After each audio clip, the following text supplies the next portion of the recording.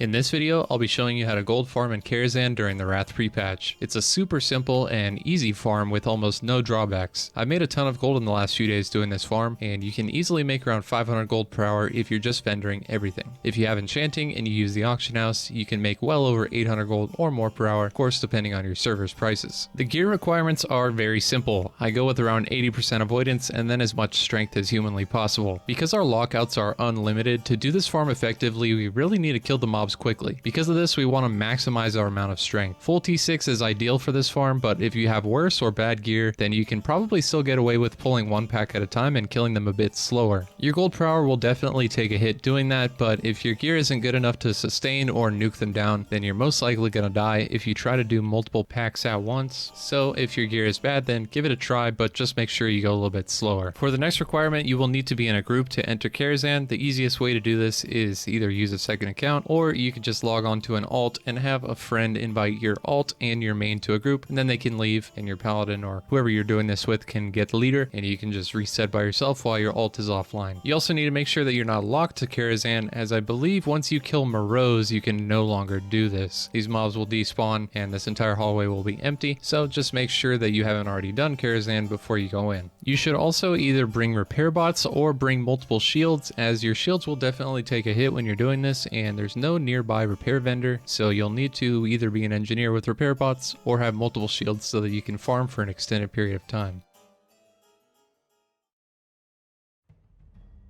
To start the run, use Fire Resist Aura and make sure you have Seal of Light and Blessing of Sank up at all times. The mobs in here do a ton of fire damage, and anything we can do to mitigate some of that is going to be very helpful. We're going to start off by running up the stairs and pulling 3 packs. We aggro 2 in the front by proximity and then 1 in the back with Hand of Reckoning. After you have them pulled, come back down the stairs to LOS and then pop your Divine Protection.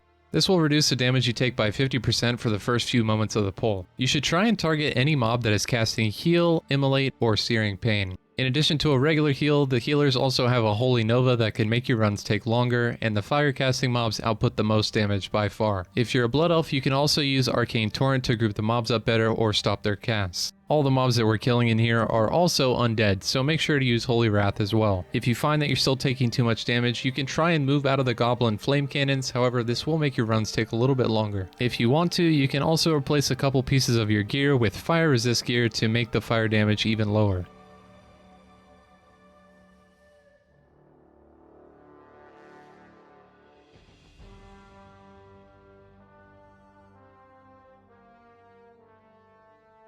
When the first 3 packs are dead, you're going to want to pull the 2 remaining Phantom Guest packs on the right side of the room. Use Hand of Reckoning to pull the one in the back corner, and then use Proximity to pull the one on the right. This won't aggro the Elite group, which you do not want. The Elite group has super strong self-heals and a ton of health, so you want to avoid those and just kill the Phantom Guests. One thing to note is most often you will get at least 1 or 2 Spectral Servants. These have a curse that they will put on you that actually reduces your damage output by quite a bit, but luckily for us it can be removed with Hand of Freedom. So anytime you see that you have a curse debuff that you cannot dispel, you can use Hand of Freedom to get rid of it, and that'll actually increase your damage. The Spectral Servants also make a great target for your Judgment, as they have a lot more health and they'll stay alive for a lot longer. If you plan on farming here for an extended period of time, then it might be wise to also invest in some consumables. Flask of Relentless Assault, Superior Wizard Oil, and Strength Food can really go a long way when increasing your damage and speed, but remember that we're here to make gold and not spend it, so the less you use the better, but honestly, if you're going to be here for a really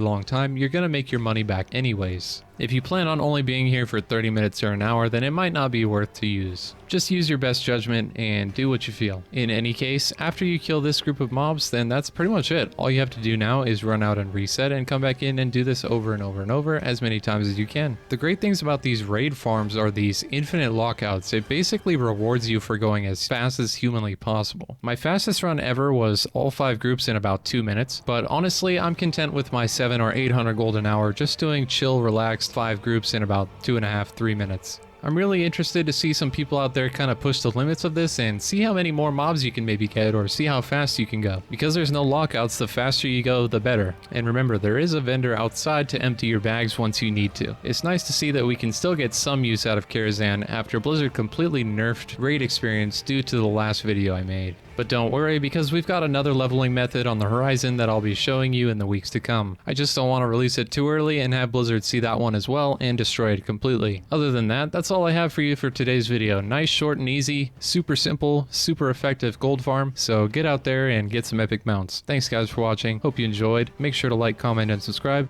and I'll see you in the next one. Peace.